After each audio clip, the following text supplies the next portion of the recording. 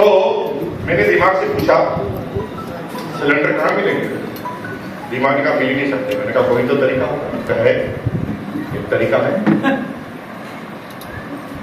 India में family की परिभाषा गलत है, इसका फायदा ले लें। मैंने कहा कैसे? हस्बैंड वाइफ को भी फैमिली बोलते हैं, हस्बैंड वाइफ के 2 बच्चों को भी फैमिली बोलते हैं, हस्बैंड वाइफ के 11 बच्चे हो जाए तो उसे भी फैमिली बोलते हैं, हस्बैंड वाइफ के 11 बच्चों के साथ माँ बाप आ जाए तो भी उसे फैमिली कहते हैं। और फैमिली को 2 सिलेंडर मिलते हैं, बड़ी के दोनों काम आ जाते हैं, छोटी फैमिली में 2 मिलते हैं, एक ही काम आता है। छोटी फैमिली की लिस्ट बना दे। मैंने पूरे मोहल्ले का सर्वे किया, जिसकी नई नई शादी थी उसकी लिस्ट बना दी। 70 फैमिली इकट्ठी कर ली, जिनके हस्बैंड वाइफ थी, बच्चे अभी हुए नहीं थे, उनको मिलते थे 2 सिलेंडर, लेकिन काम आता था 1 सिलेंडर। हमने एक योजना बनाई, व्हाइट कलर का पेपर लिया, पेपर पे लिखा खुशखबरी खुशखबरी खुशखबरी, महिलाओं के लिए खुशखबरी, हर महीने नई साड़ी कैसे खरीदे जानने के लिए पूछे कैसे। व्हाइट कलर का पेपर बना लिया, बीच में 2 छेद कर लिए, ताकि जब भी हम पोस्टर खोले तो हमें सब नजर आए, सामने वाले को कुछ नहीं दिखे। जोरदार कलाकार थे बचपन से। और 11 बजे तक का वेट करते थे। 11 बजे सब अंकल ऑफिस चले जाते थे, दुकान चले जाते थे, आंटी अकेली घर में बसती थी, हम जाकर घंटी बजाते थे।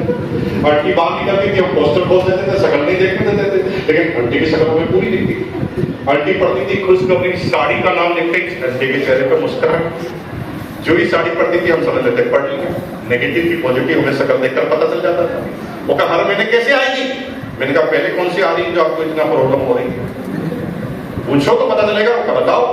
हम पोस्टर को नीचे करते, धीरे से कहते कि 2 सिलेंडर सरकार देती है, एक यूज कर लेते हो, एक का क्या करते हो? हम सरकार से लेते नहीं। मैंने कहा ये गलती कर रहे हो, सरकार से दोनों ले लो, एक हमें दे दो। सरकार से 100 रुपए में लोगे, 150 रुपए में हमें दे दो, 50 रुपए का मार्जिन, हर महीने साड़ी आई। क्या ऐसा हो सकता है? 70 फैमिली के पास सिलेंडर थे, हमारे पास आ गए। वो बेवकूफ आदमी थे जिन्होंने 1 करोड़ में एजेंसी ली थी, हमने तो चुटकी बजा के एजेंसी ले ली। 70 सिलेंडर हमारे पास, और पैसा भी लगाने की जरूरत नहीं, उसका सिलेंडर उनके घर था, हमारे पास तो केवल जानकारी। सिलेंडर वाले के पास जाके खड़े हो जाते, वो किसी को ब्लैक में 200 बोलता, हम उसको 250 बोल देते, वो काम मिलेगा, हम सप्लायर से मिला देते, 1 सिलेंडर पे 25 रुपया कम। सिलेंडर जिसकी एजेंसी थी उसका मार्जिन था 10 रुपए, हमारा 25। दिमाग का कमाल देखिए। और अब हमारा काम चलने लगा, भाई साहब अच्छी खासी इनकम होने लगी, 2,500 रुपए महीने के कमाने लगे। लेकिन कभी पिताजी को नहीं पता चलने दिया। क्यों? पिताजी को बिल्कुल पता नहीं चल रही थी। बीकॉम हो गई, जैसे तैसे पास हो गई। बीकॉम पास होने के बाद हमारे पिताजी हमारी नौकरी वो फाइनल करके आए। हमारे पिताजी मेरी नौकरी वो फाइनल करके आए। पहले वाले पिताजी बड़े गजब होते थे भाई साहब, कभी कभी शादी चल करके आ जाते थे, और शादी वाले को भी नहीं बताते थे मेरी शादी। पिताजी का पावर, पहले जमाने में पिताजी का पावर देखिए। पिताजी मेरे को नौकरी फाइनल करके आ गए, और मुझे 10 बजे नौकरी पे जाना, 8 बजे कहते हैं फटाफट तैयार हो जा, ना नौकर तैयार हो जा, तेरी नौकरी मैंने फाइनल कर दी है, 750 रुपए मिलेंगे 12 घंटे के, और 10 बजे तुझे जाना है। मेरे को पसीना आ गया। मैंने कहा आज क्लियर कट बोलना पड़ेगा, नहीं तो जिंदगी भर फंस जाएंगे नौकरी में। 750 रुपए, हम 3-4 हजार रुपए तो पार्ट टाइम कमा रहे हैं। मैंने कहा भाई साहब आज बोल दो। हमने 4 कदम पीछे की। क्यों? पिताजी फुटबॉल के शौकीन थे, 4 कदम पीछे करके हमने धीरे से बोला पिताजी मुझे नौकरी करने की जरूरत नहीं है, क्योंकि नौकरी वाला कमाता उतना तो मैं पहले ही कमाता हूँ। पिताजी का चुप, क्या समझता अपने आप को? तेरा बाप हूं मैं, तेरी पूरी जिंदगी में जी चुका हूं। तो मार्केट में क्या कर रहा है, एक एक चीज का मुझे पता है। ना कटाना मेरी, समाज में इज्जत नहीं रहेगी बिल्कुल भी। अरे कब मेच्योरिटी आएगी, इतना बड़ा हो गया तुम, कल तेरी शादी होगी, लड़की वाले आएंगे रिश्ता लेकर, लड़की का बाप पहला ही प्रश्न करेगा तुम्हारा बेटा क्या करता है, तो मैं क्या बोलूंगा गैस का सिलेंडर ब्लेक करता है। पिताजी की समस्या ही कुछ और थी। पिताजी ने जबरदस्ती काम पकड़ के नौकरी पे लगा दिया। अब मुझे लगा कि सारा नौकरी तो हम छोड़ ही नहीं सकते। क्यों?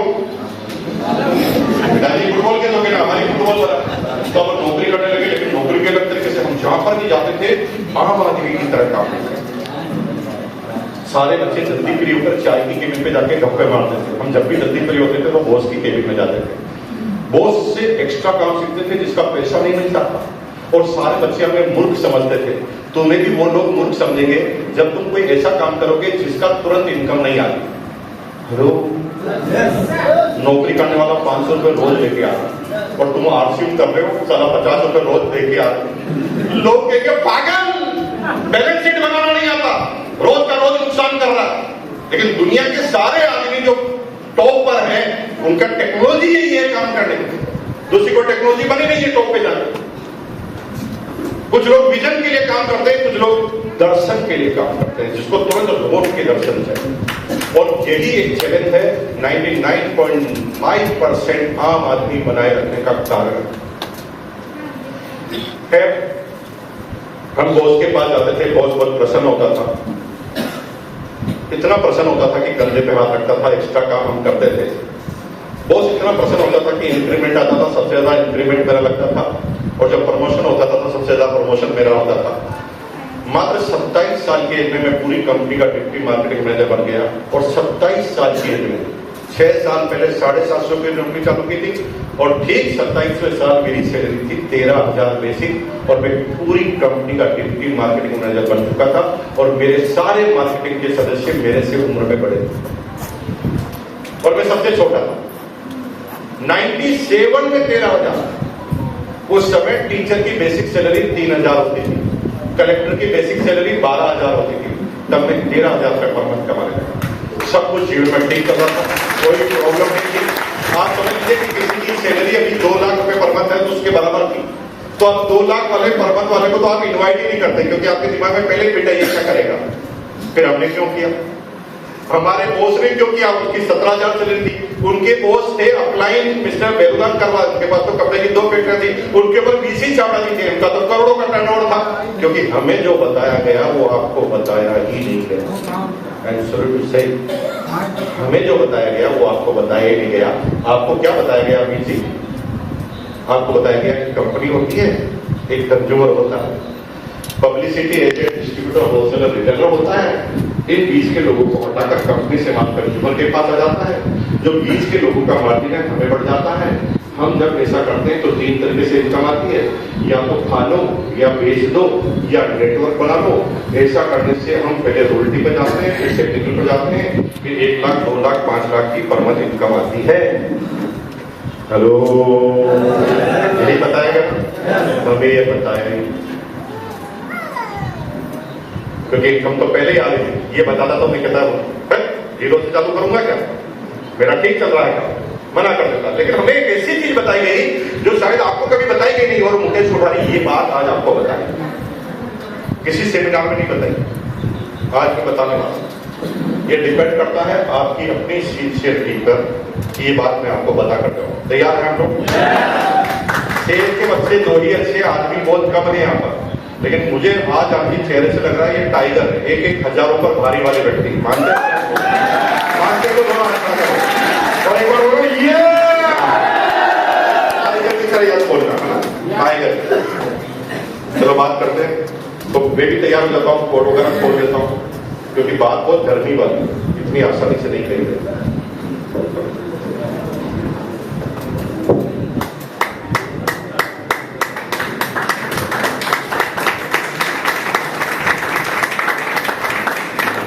धन्यवाद। बात चालू करते हैं। Now seminar start. अब सेमिनार हम शुरू कर रहे हैं। आपने तो कुछ लोग मुस्कुरा रहे हैं, स्टूडेंट क्या कर रहा है? 60 डेज आपका पैसा वसूल करवा रहा है। अभी मैं पटना में 15 मिनट में सेमिनार खत्म कर दी, क्योंकि 8 से मैं 15 मिनट से ज्यादा कुछ बता ही नहीं सकता। 15 मिनट में सेमिनार खत्म। मैंने कहा क्या हुआ? भाई साहब बात पूरी समझ में आ गई, लेकिन मजा नहीं आया। मैंने कहा मजा क्यों नहीं आया?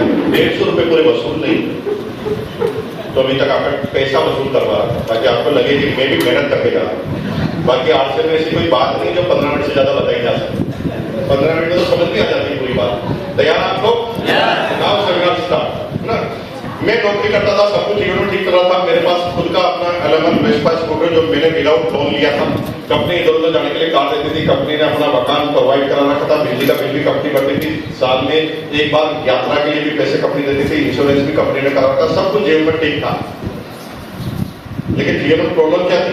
इधर सफलता का रखो तो जीवन में माइनस पॉइंट ये था कि मेरे अंदर ईगो आ गया, घमंडी व्यक्ति में बन गया, और अब मैं अपने बाप की भी नहीं सुनता। मेरे फादर मुझे कुछ बोलते थे तो मैं सोचता था यार इन्होंने कब पैसा कमाया है, मुझे समझाएंगे। दिमाग तो उनके अंदर होता है ना जो ज्यादा पैसा कमाता है। इस तरह की प्रॉब्लम मेरे अंदर आ गई, और इस प्रॉब्लम का दुनिया के किसी डॉक्टर के पास इलाज नहीं है, और तरीका नहीं पता करने का कि प्रॉब्लम क्या है। लेकिन ये प्रॉब्लम आपके अंदर आती है, इतनी भयंकर आती है कि जीवन के कई गलत निर्णय आप ले लेते हैं इस वजह से, क्योंकि आप सोचते हैं कि आप ज्यादा पैसा कमाते तो ज्यादा दिमाग वाले हैं। ऐसा नहीं होता, संभव ही नहीं है ऐसा। ऐसा होता तो भैया कोई आदमी कभी पैसों से डांटते हैं तो पैसे तो दाऊद इब्राहिम के पास ज्यादा है, तो क्या उसके पास ज्यादा दिमाग है? पैसे से दिमाग का कोई लेना देना नहीं। सब कुछ जीवन में ठीक था। एलेवन वेस्पा स्कूटर पर रोज सुबह टिफिन लेके ऑफिस जाता था, शाम को खाली टिफिन लेकर आता था। जीवन एकदम सही चल रहा था। माँ बाप प्रश्न, बीवी भी खुश, बच्चे भी अच्छी स्कूल में पढ़ रहे थे। जीवन ठीक ठाक चल रहा था। जीवन में कुछ ऐसा नया करने की जरूरत नहीं थी। आम आदमी का जीवन, मेरा आम आदमी चल रहा था। वो स्कूटर मेरे पास अभी भी है, याद के लिए रखा हुआ है। मेरा अभी 25 करोड़ रुपए का मकान है भिलवाड़ा के अंदर। मैंने स्कूटर का मंदिर बनाया हुआ है। कोई आया थे भिलवाड़ा के? सारे लोग आए हुए भिलवाड़ा, तो देखा आपने मंदिर, स्कूटर वाला देखा आपने? तो आप सब लोगों को निवेदन है कि आप भी जब भिलवाड़ा आए तो हमारे घर पर जरूर आए। वहां पर 150 रुपए का चालान नहीं करता, लोग जानते हैं। वहां पर आप सीधा सीधा आ सकते हैं। अब मैं जनरली भिलवाड़ा में कम मिलता हूँ। मेरे सैटरडे संडे बाद फंक्शन रहते हैं, तो आप कभी सैटरडे संडे आए तो आप चिंता मत करना। कोई इन्विटेशन की जरूरत नहीं, किसी से पूछने की जरूरत नहीं, मुझे फोन करने की जरूरत नहीं। सीधा घर पर जाओ। कैसे पता चलेगा?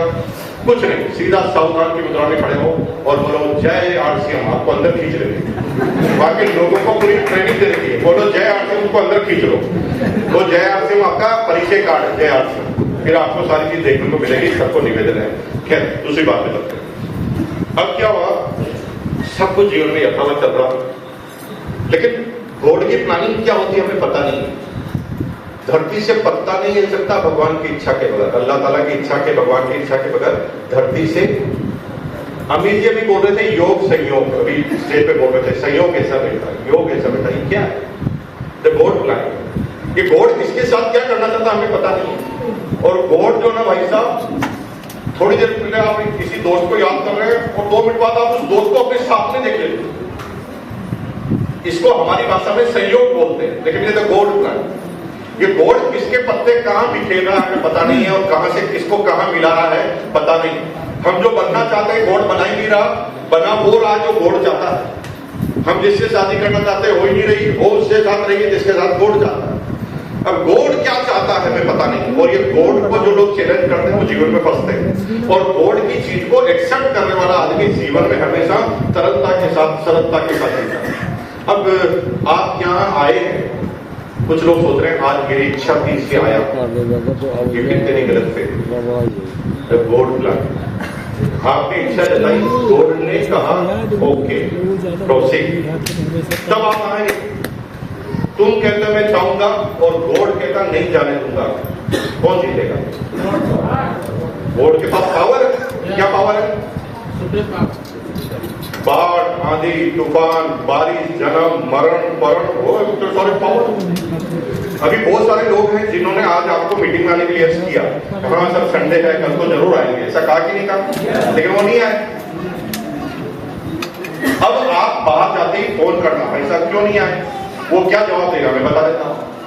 वो कहेगा भाई साहब आने की भयंकर इच्छा थी और मैं घर से बाहर निकल भी गया था, स्कूटर भी बाहर निकाल दिया, लेकिन तभी पड़ोस में से आवाज आई, मैंने अंदर जाके देखा पड़ोसी को हार्ट अटैक आ गया, मर गया, मुझे रुकना पड़ा। गॉड के आगे तुम्हारी चलेगी? एक गॉड तुम्हें रोकना चाहता है, 1 सेकंड का काम उसके लिए, लेकिन आज अगर नहीं रोका तो परमिशन किसकी थी? अलग अलग तरीके से आप आएंगे। कुछ खुदा के बंदे तुम्हारे पास आए थे, और जो खुदा के बंदे ना उनको भी पता नहीं कि वो खुदा के राजदूत थे। वो तुम्हारे पास आए थे उल्टे पुल्टे बहाने बनाकर, सबको अपना अपना स्वार्थ नजर आ रहा और सब बुला रहे हैं, लेकिन प्लानिंग तो गॉड की चल रही। कुछ जीजा अपने सालियों को पकड़ के लाए हैं, कुछ सालियां अपनी जीजा को पकड़ के लाई है, कोई पुराने दोस्तों को पकड़ के लाए हैं, रिश्तेदारों को पकड़ के लाए हैं, और कुछ लोगों की शकल ही बता रही है कि इनको किडनैप करके लाया गया है, आना नहीं चाहता था। कुछ लोगों को झूठ बोल के लाया गया, कुछ लोगों को बोला 15 मिनट में फ्री हो जाएंगे, कुछ लोगों को बोला शाम को खाना खिलाएंगे, कुछ लोगों को बोला कि मंदिर में दर्शन करा के लाएंगे। अलग अलग तरीके से बहाने बनाकर आपको यहाँ पर पहुंचा दिया है। किसकी प्लानिंग? वो गॉड ने कहा प्रोसीड, मैं तेरी प्लानिंग में साथ हूं, और गॉड ने जो तुम्हें लेके आया उसका भांडा बीच में नहीं फूटने दिया। ये गॉड की प्लानिंग थी। आप यहाँ आ गए, अब मेरे साथ क्या प्लानिंग